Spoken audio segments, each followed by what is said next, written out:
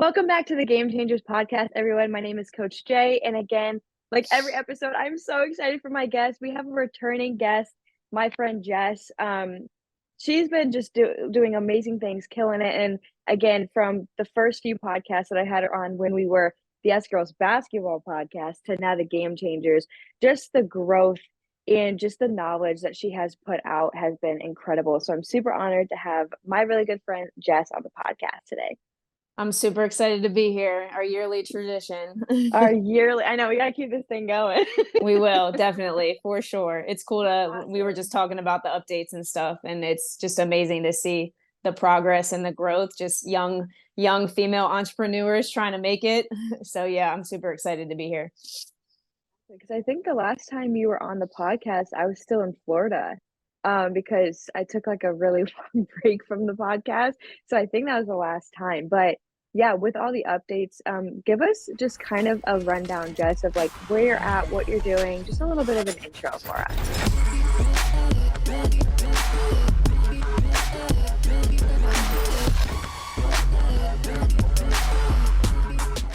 Yeah. So if you haven't heard me speak yet, like I started in this industry when I was 18, literally from the bottom, mopping floors for a free gym membership, learning as much as I could, behind the scenes, going to school, getting my degree. But I decided to make the transition of, instead of having this idea of a linear progress, that I needed to go to school, get a job, get my degree, have a family, make a lot of money. It just doesn't work that way. And so I decided to commute from home, transfer schools, commute from home, and start working right away. So that was that 18, 19 time period, but again, at the bottom, and just worked my way up. And so I started when I was 18. I opened up my business when I was 23. During that time, again, it was trying everything and anything that I could within the fitness industry, figuring out what I liked, what I didn't like, where I fit in, and just, gaining the knowledge. And so at 23, I was able to open up my own facility, started my own business. And then from 23 to about 26, I was in this really small town outside of DC, about an hour outside of DC. And then I realized, in order for me to grow, I got to embrace that change and relocate to a more convenient population environment. So I decided in 2020, what is it, 2023 now, 2022, I decided to move a little bit closer, about a half hour outside of DC now, instead of about an hour. And then temporarily was leasing a spot out in a basketball training facility. But again, in order for me to grow, I was kind of waiting for that opportunity, putting myself out there continuously, building relationships with people. And because of the relationships that I built in years past and maintain those relationships, I got this opportunity in Manassas, Virginia, which is the Northern Virginia area.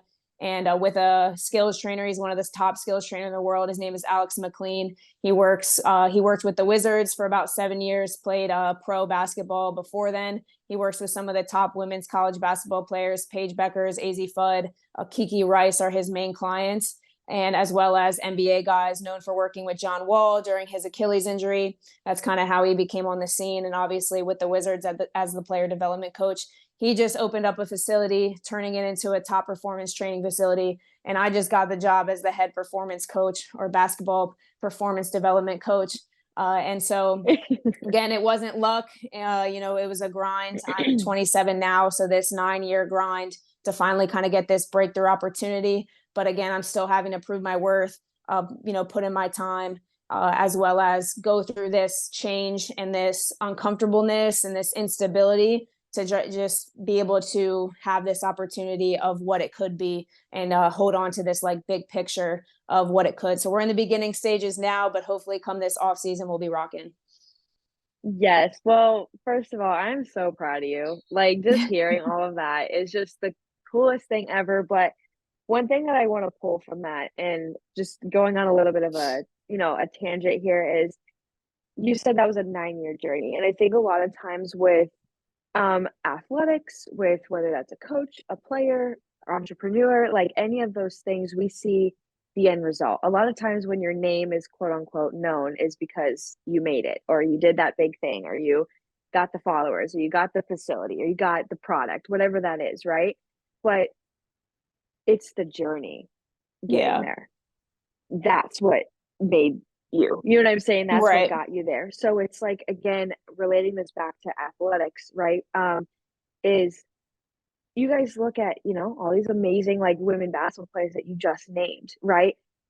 It They weren't just good on day one. They picked the basketball up, right? It was the skin in the game that they put, right? The time, the effort, all of those things. So I just want this to be encouragement to anyone right now who is like afraid of the long game, who is wanting that instant gratification, who wants the results now. You cannot be afraid of the long game. You can't be afraid of it being multiple years before you reach that goal, or maybe a few years after your teammates are getting recruited for you to receive that recruitment. You know what I'm saying? We all have our timeline. We all have the specific anointed time that we're supposed to quote unquote make it or whatever, reach that goal. But I just like you just said something so powerful there that I had to touch on. And I'm glad that you shared specific ages too and years because that's important to know. It's like you're 27 now, right? Or 20. Yeah, yeah. I'm Yeah, you're 27. 27. So it's like you said you started at 18, you're 27. That to most people, that'd be a turnoff of like, I'm just gonna go work at this gym, whatever. Yeah. You know what I'm saying? I'm just gonna like do that. And that's fine if that's what you want to do, right? But I love that you broke that down because that was really powerful. That was really No, powerful. yeah, yeah. People see me and they one see me as a female. They see me super young. But again, I started at 18. I made that decision. There is no timeline. You don't never know when the peaks are going to be. You never know when the valleys are going to be, especially when you're in this private sector that I'm in. And I'm learning every day. I'm not perfect. I'm learning how to, especially during this period of change, be uncomfortable, be uncertain, have a little bit of fear, and then also just trying to balance that with some hope, opportunity. It kind of reignited my passion. There's been a lot of a lot of stuff that has happened between that 9 year time period where I wanted to quit a lot of times. I had a lot of doubt. Is this for me? I struggle with a lot of confidence and self-worth. And so I'm gaining that slowly and now surrounding myself with people that can help me elevate and really leaning on others during this time. And I wouldn't have made it if it wasn't for the people that I met and leaned on during that time too. So I had this idea that I had to do everything alone, but Yeah. you can't. Mhm. You gotta find those people and ask for help and lean on other people and just keep stacking days, brick by Yeah. brick. Yeah, exactly. Yeah, community is extremely important. Good community is extremely important. Yeah. And I think this is like a perfect segue. So, all of the time and the energy and the athletes that you have trained and all of those things. Now I want to hear your updated piece of advice that you would give your younger basketball self. Yeah, I kind of already mentioned it. It really just the advice depends on kind of what I'm going through and what I'm learning. So again, we're all going to go through periods of change, and this is a huge change for me. Like I said, very uncomfortable. I'm learning how to embrace this uncomfortableness, embrace the uncertainty and the instability that I'm having. And then especially during this valley, the peaks and valleys, can I conduct myself in the same manner as I would if I were in a peak, if I were in the valley? Can I still have the same habits, the things that make me feel good and feel energized and motivated? And can I continue that purpose, living that purpose every single day and stacking those bricks day to day, even when I feel like I'm in the valley, even when I am uncomfortable? I think that's the biggest thing that I'm learning. It's been, it's very easy to, when you are uncomfortable or vulnerable or unstable or going through, especially like the mental health side of things, not really, having a lot of fear and doubt. It's easy to like not go to the gym. It's easy to eat like crap. It's easy to seclude yourself. And I tend to do that a lot when I'm going through like a valley. I tend to, box myself in, go into my little turtle shell. And I think it's really important to again lean on others, make those hard decisions. I've been getting into what's called grounding, where you basically go outside, you're getting some vitamin D for 20 to 30 minutes, but you take your shoes off and you just walk. I just find like a patch of grass and I just walk back and forth with no phones, no electronics. And I've been trying to do that every day, no matter how I'm feeling, and just really staying disciplined to that. But there's like a lot of research with grounding to be like that, just re-energizing your body. All the electricity from the ground coming through your body helps with like decrease inflammation. That's another side note, with some benefits. But again, just trying to stay try to be in the same mood and mindset and keep the same habits no matter how I'm feeling. Again, I'm not an expert at it. I struggle with it a lot. My mood changes depending on how my job is, but I'm trying on those days to at least, do the best that I can. Yeah, no, that's so good. And again, people, it's such a cliche thing, when your coach tells you like the skills you learn when you're playing, they go into real life. And it really does. Like everything you're saying, I'm like, that's your journey as an athlete. You know what I mean? Your journey of this is hard, this is uncomfortable, I'm tired, I'm sore, I don't want to practice, but it's that consistency and that discipline and that even though I'm tired today, I'm gonna show up. Whether showing up is stretching, whether showing up is I'm gonna be a good teammate even though I'm kind of in a pissy mood, you know what I mean? Yeah. Or Yeah. I'm gonna get that 10 minutes of ball handling in today, even though I do not want to do this because anything that is worth something, worth achieving, worth working towards, we're not going to want to do it 100% of the time. Like Right. as much as I love coaching and I'm sure you can relate to this, I get tired. And there are some Yeah. times that I just want to watch Love Island Right. on I my don't want to couch. go to the gym. Yeah. Yeah. You know, Yeah. I and get that's it. Yeah. real. And we're people. You know what I'm saying? And we're gonna have ebbs and flows, but it's the consistency is like, but I get to do this. I don't have to do it. I get to do it. So I'm gonna show up because one thing I've been on this theme recently is that coaching is serving. We serve other people and we don't serve people by just showing up, you know, half-assed. You know what I mean? We don't do that. Right. So it's like Right. we got to show up even if we don't want to, because we're preaching that same thing to our Yeah. Yeah. athletes, you know? So I I've think that had a that's like lot a big of like, thing. yeah, I've had a lot of like self-awareness. I think during this journey, you gain more self-awareness of who you are, what you need. And so I know sometimes we get into this like Kobe mindset or this Michael Jordan mindset. We got to grind, we got to wake up at 4 a.m., we got to work out 3 times a day, we got to put in more hours than anyone else, like that type of thing. And I think that, for me, that's not how I go. I think the less is more, knowing who I am, knowing that I need one day off during the week where I'm not doing anything.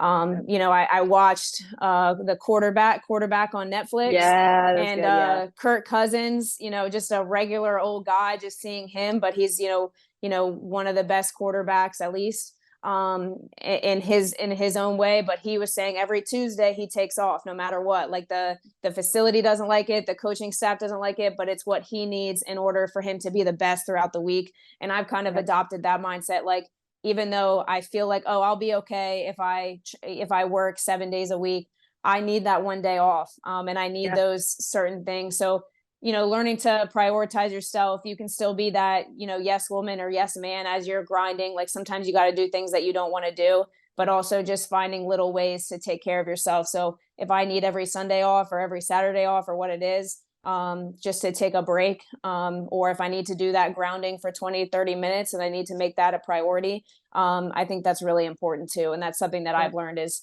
I wasn't really taking care of myself as much. And you can't take care of yourself or you can't take care of others if you can't take care of yourself. And something Yeah. that came to mind is my now business partner Alex. He asked me a question. He's like, who are the 3 people that you love the most, and who are the 3 people that you would like lay it on the line for, you would die for, or whatever. And so I named those people, and he's like, why didn't you name yourself? And I was like, oh, like that. It was just like, it's a different way Yeah. of looking at it. You're like, wow, man, I didn't even put myself as number one. So I think like those little realizations that I've learned like along the way, but that's the advice like right now and kind of what I'm learning right now. But in a couple months, it's going to change. In a year, it may Yeah. change. And Yeah. so, yeah. I love that. Yeah, exactly. And I've talked about rest so much on this podcast because I experienced the not wanting to rest because I felt that the whole hustle culture and it is toxic. It really is. And we have to rest. And even again, relating it back to just athletes, there's so much science backing rest and sleep and not putting your body through the ringer Yeah. 24/7. Like Yeah. it's science. You know what I mean? It's not just people saying, "Oh, rest because you need it." It's like legit research stuff. So Right. I just think that that's important. I'm glad that you touched on that, that it's okay to rest It's okay to take a day. Again, if one of the best quarterbacks in the game right now to do it literally takes a day to rest during season, I think you can too.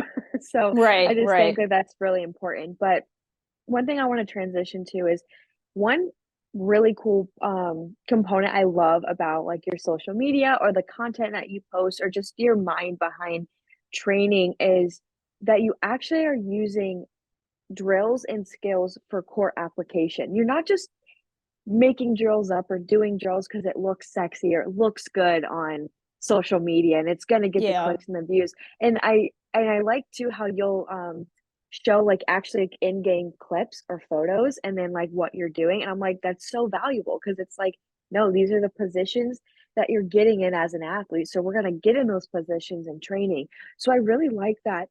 So oh gosh, my voice went out. No, My you're fine. voice went out right there. Um, oh my gosh. Anyway, We're um, human. but with that, I would love for you to kind of talk about that a little bit with like your approach to that training, because I think you can very easily go into the whole training, the drills that look cool versus like Yeah. actual core application. So, what was your mindset behind that approach and why you chose that?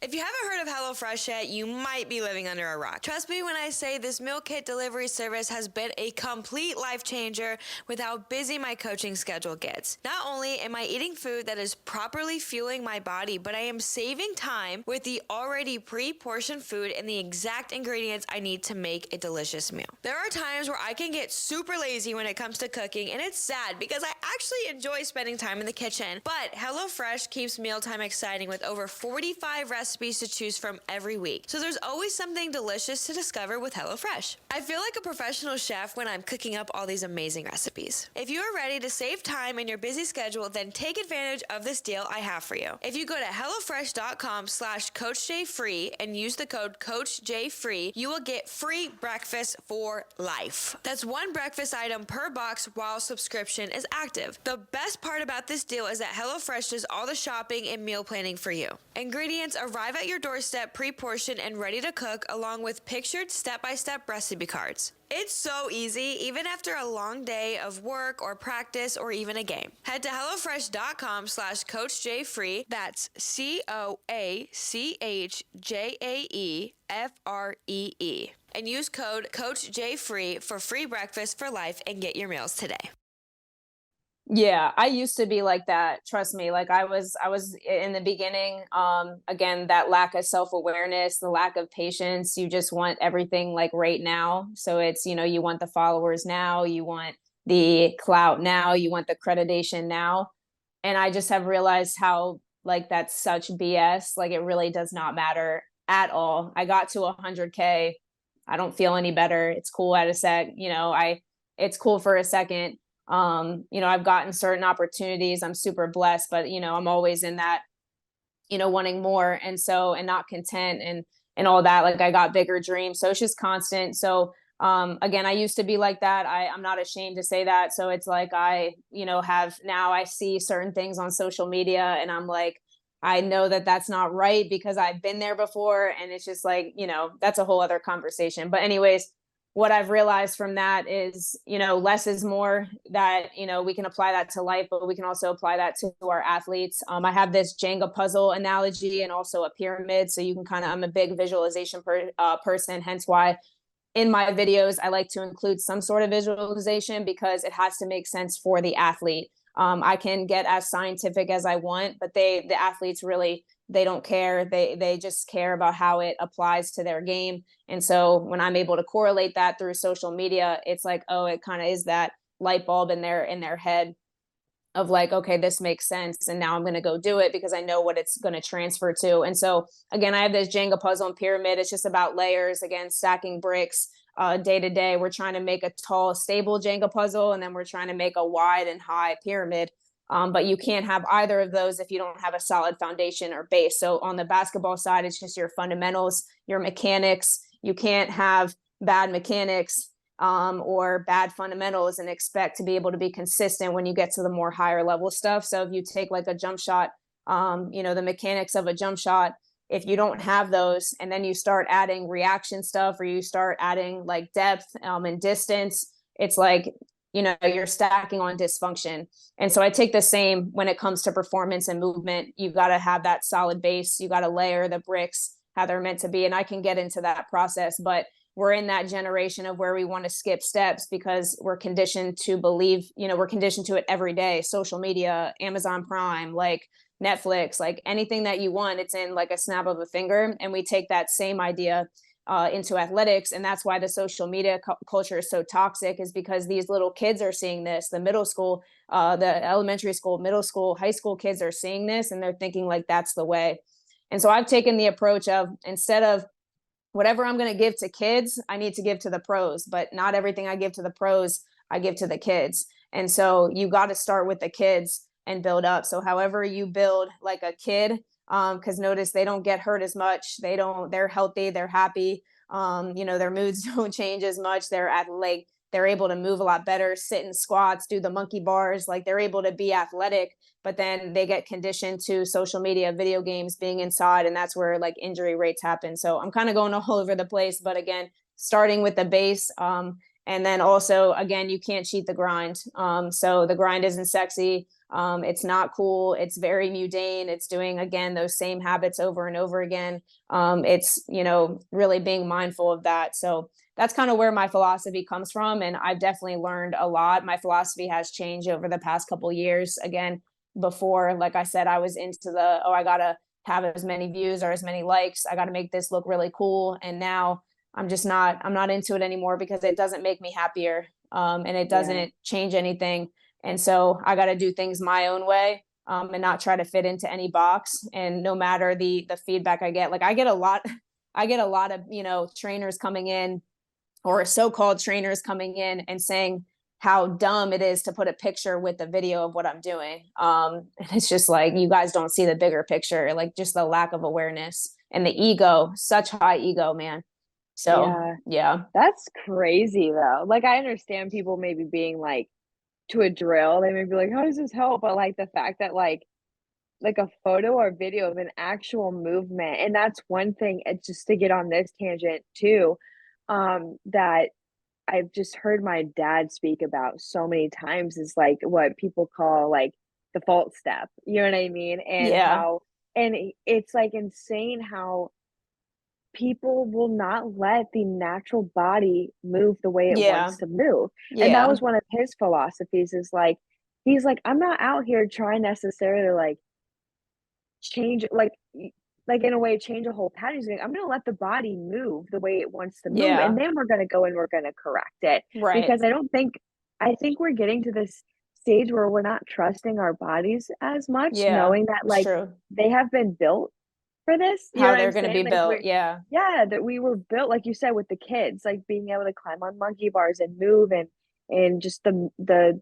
patterns that we move Watch high in. And schoolers do that now. They can't. Like they can barely hang on to the bar. Yeah. They can barely no, get into it, like basic, like movement, fundamental movement patterns. Yeah. yeah, and it's insane. So it's like stuff like that where it's like, I just like, again, going back to that fault stuff, like I just proved it to you that like when I would put you in a game like scenario, fight or flight, you took the step. So Yeah. why are you teaching not to, when in a game that is how you're moving, right? Isn't Yeah. that what we're training for? Game performance. So I'm like, Right. Right. it just Right. doesn't make sense to me sometimes with these things. So one, I'm it's refreshing to hear like your approach to things, because we do care about social media. You know what I mean? We do care Yeah. about things. So that's how a lot of times people, you make your money, or you get Right. invited to Yeah. things, or you get your Yeah. clientele, or like that's just like a big part of it now. And so to hear that is very encouraging, even to me. You know what I mean? Just to continue to be like, nope, you stay in your lane, you stay in your box, like your appointed time will be when Yeah. that time is. You know what I'm saying? Right. Don't try to force anything. Just keep grinding. And I've just seen that with like you and a lot of the other like women that we know in this space, like that progression of things. So I just think that that's like the coolest thing ever. But going off of that, I just want to know, I think it's super interesting. What is one of your favorite parts of sports performance to train? You know what I mean? We have obviously the strength, the speed, different movements. Yeah. What's like one of your favorite things that you love to teach, and why? Yeah, I'm really big into filling the buckets that aren't being filled. I'm kind of in that era right now of adding things that athletes aren't getting. Yes, I'm sport specific and I do include that stuff because, you got to put athletes in the positions that they're going to see on the court. But then I'm also really big about also filling the buckets that aren't filled. So this creative like development, this neurological development, especially with the brain, again, as kids, we're able to sprint in different positions. We're running around playing different sports. We're doing monkey bars. We're doing flips, somersaults, gymnastic type stuff. And then again, we lose those systems over time and that proprioception over time. So I'm really big about microdosing that. And so I'm really big into movement. So a lot of my 75% of my session is just movement. And then 25% we do our main, like just our basic strength work, or accessory or things like that. And so I'm really big about, like we said, not every athlete is going to be the same. We have different anatomical structures, we have different physiological properties.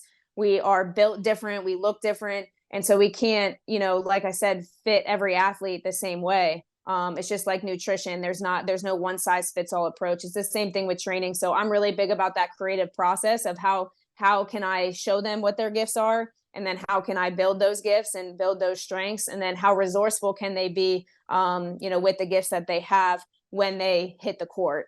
And so again, that's, throwing in the buckets that aren't being filled, throwing in the things that they're missing from soccer, the things that they miss from like football, the things that they miss from gymnastics, and adding that, because that's adding to that creative process, and then putting them in positions where I have to see if they're psychologically and physically ready to handle those, and show that they can perform in those positions. So there is a little bit of variability, but again, we still are microdosing the basics, and the fundamentals and the mechanics and things like that.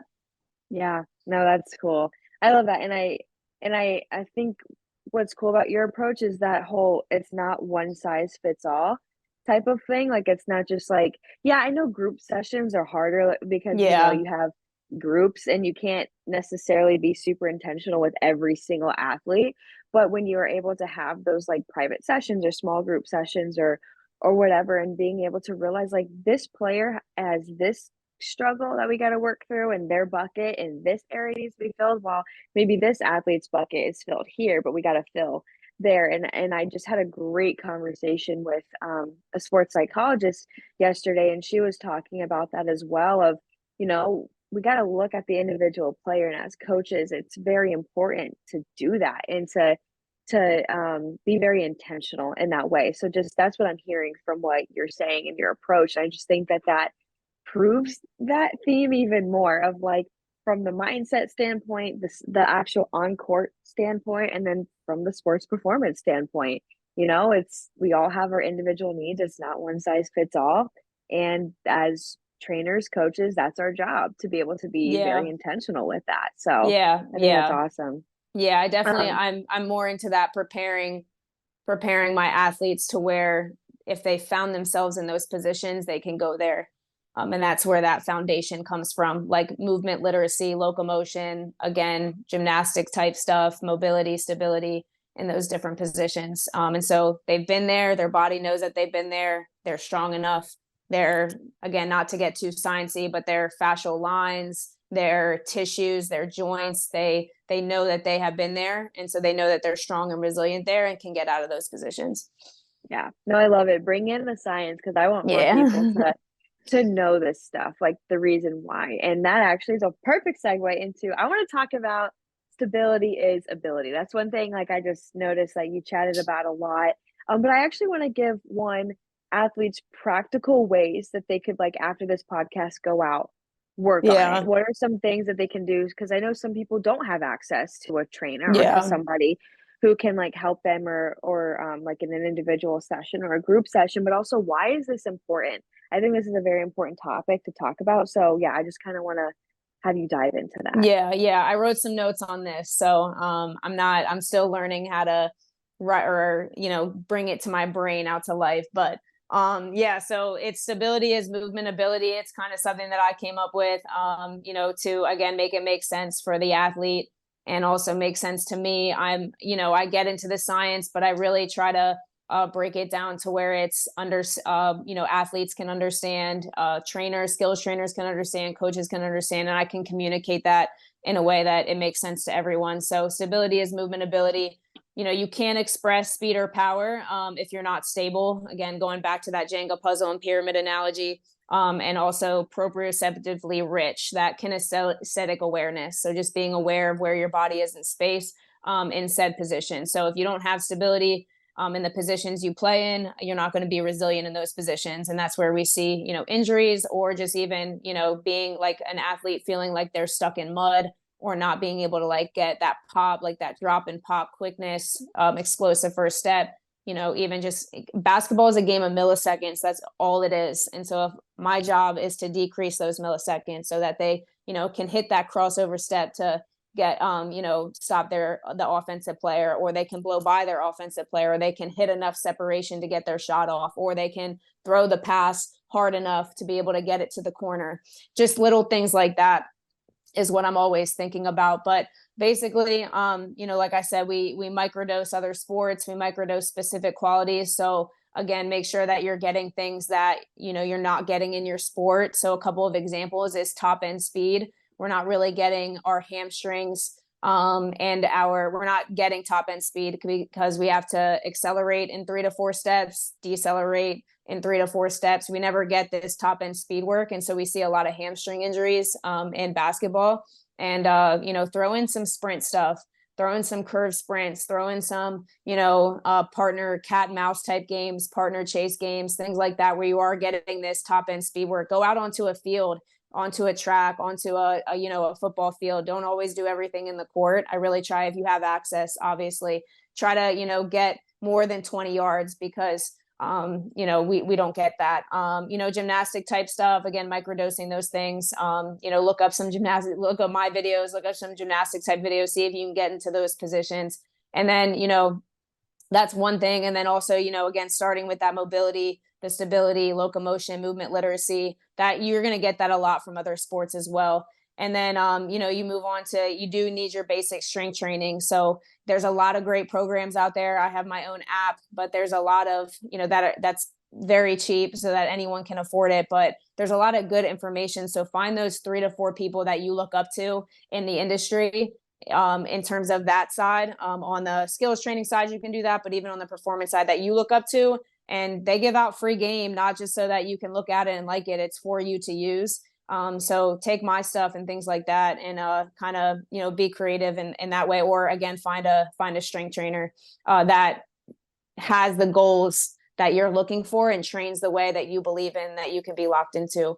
And then, you do all that, you got your mobility, stability work, you got your strength, you're building your coordination, and then working on deceleration, things like that, being able to, move at speeds and forces that are at the speeds and forces that you're going to be at, but also above that.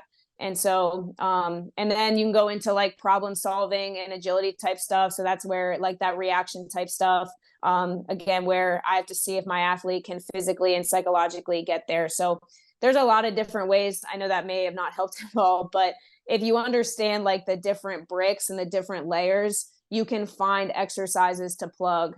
And so that's kind of what I was trying to get at with that. It's kind of hard to explain specific drills like without doing it in person. But yeah, again, we go back to, you are the 5 people that you surround yourself with, asking for help, leaning on others, invest in yourself. Like this is insurance, basically. It's insurance so that you don't get hurt, or you don't miss out on your high school career or recruiting opportunities. Like the best ability is availability. So, you're at the end of the day, athletes are trying to get a college scholarship. They're trying to make it to the league.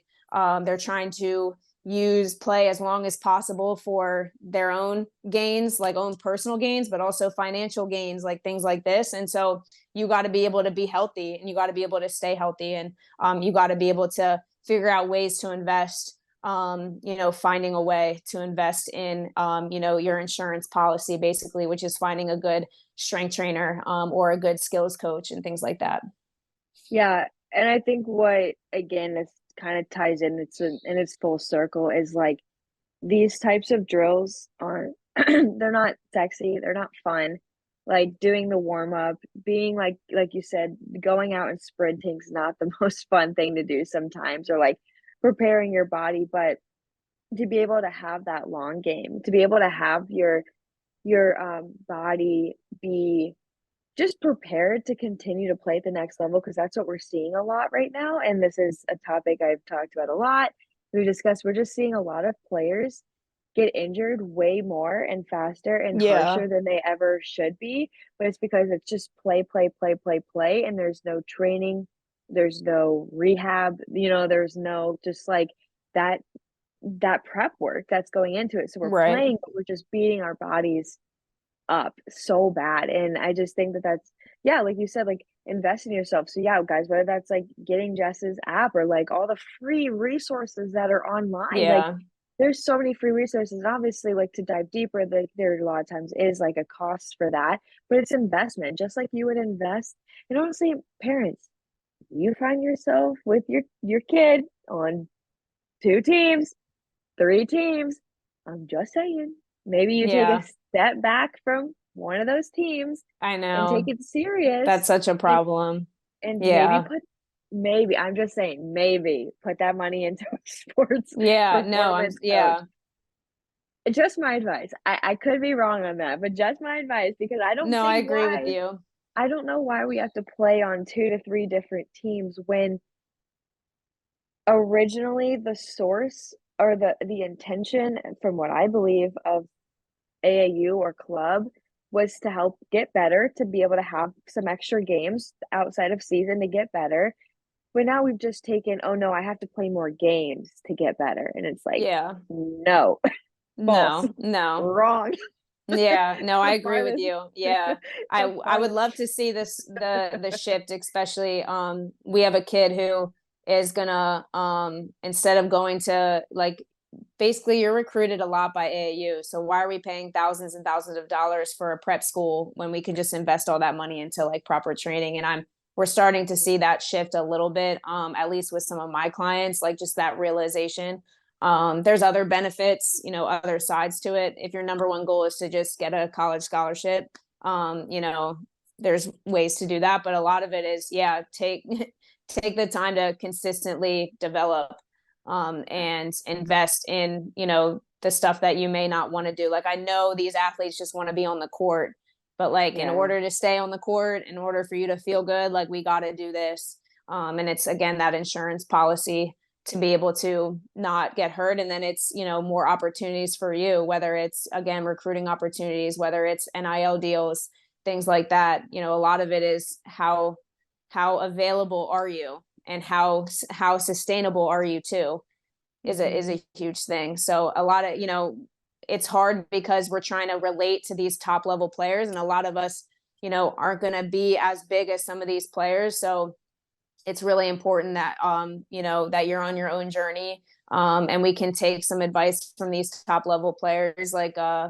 Paige came out before the game, I think a couple of days ago, and she said she never invested in the prep work, she never invested in weightlifting, she just laced up her shoes and played, and she was out 2 years out of the 4 years. But for a lot of people, like the yep, only reason why she's still on the radar is because she's Paige. But a lot of these kids, you're recyclable. Like that's the harsh yep, reality of it. Like, so it's, if you want to be in this, and you want to stand out or you want to achieve your dreams, like you got to be available. You got to be reliable to a coach. That's another thing. Like a coach isn't going to recruit you if you're hurt all the time. Why are they going to spend thousands of dollars to invest in you, put their job on the line, when you're hurt all the time or you don't take things seriously or you're not a good yeah.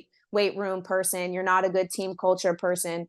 Man, I could go on a rant with all this, but so it's more than just training. Yeah. There's so many other things that you got to be able to take just as seriously. Exactly, yeah, and, it's the one thing that I think about is high school athletes, middle school athletes, whatever, right? We're playing all these club games because we wanna get recruited, but what happens, like you said, when you get to college or you get to play, whether that's like, Yeah. in like in the WNBA, NBA, or like it's overseas or whatever, but you can't play because you are so beat up. So it's like, Hmm. why are we literally sacrificing that potential now?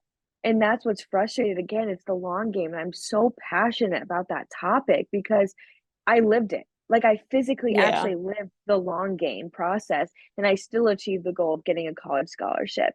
So it's, like, so I just feel for these parents and athletes that are, like, so fear-based on, like, "I gotta play this, or I have to do this, or I have to do this to get this college scholarship," when you're not getting any better. You know what I mean? Or you're getting hurt all the time and things, and Yeah. it's just I talk about this topic all the time, and I'm glad that you touched on what you did and said what Paige said because that's really important. So I just don't know how many times I have to say it, but parents, players, like, please just, like, listen to this because it's just so important. Like, you keep saying the insurance aspect of it, and I know that there's, like, a lot of, I've heard just conversations with a lot of the top, like, college strength coach talking about, like, they're getting freshmen, 17, 18-year-old kids coming into the weight room with more injury and Mhm. as a 10 plus year vet in the NBA who's played 82 games a year type of thing. And it's like, wake up. You know what I'm saying? Like, it's just like you're investing your money in all of this game, but then you're freaking miserable when you get to the next level. And it's like, that's not the point. You're not supposed to be miserable. You know what I I mean? And I just know. think, I think it's just such, it's definitely a different topic. It's a different tangent, but I just think it's the more we can like almost like beat people over the head with it, hopefully it Gotta goes keep in. talking about it. Yeah, gotta keep talking about it. Gotta keep, giving examples, and if we can help one person get on this, and I'm big also about like the no excuses too, as well. So it's like whatever excuse you have not to get a skills trainer, not to get a strength trainer, not to eat healthy, but you're buying $200 pair of shoes every 3 months. Like, I don't know what to tell you. Like, there's just Oh, different things that you can cut out in order to gain. I just see that like way too often as well. Just like the excuses too of why I can't do something. But there's always a way. So that's again, yeah, we could do a whole nother podcast on that rant, but yeah. you know what? I'm gonna leave it at that because I want people to sit there and think about it. My I job, know, seriously. I want people to sit there and think about that. So, Right. that was really good. No, that was really good. So, with that being said, Jess, thank you so much for being on the podcast. Give us like a rundown of where we can find you, where people can contact you, and actually train with you. Let the Yeah, people yeah. know. So I'm in the Northern Virginia area now, so if you're in that area, let me know on Instagram and TikTok a little bit, I guess, at Coach Jared Performance.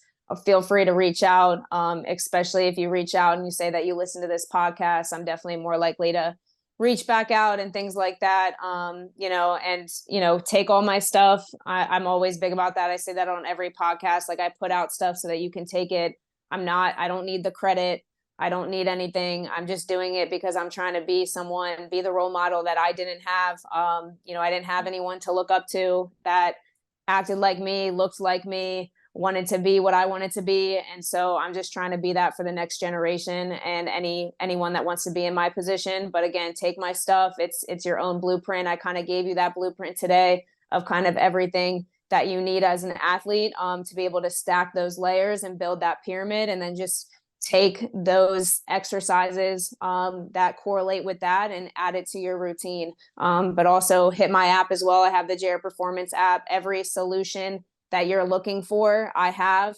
So whether you want to improve your first step, whether you want to get stronger, whether you want to, improve your change of direction, you want to stay healthy, I have a health as well series. I literally have everything, working on a vertical jump program so that any solution that you have, again, super cheap. I put discounts throughout the year. So yeah, definitely invest in those because that's your blueprint, and you just got to put in the work.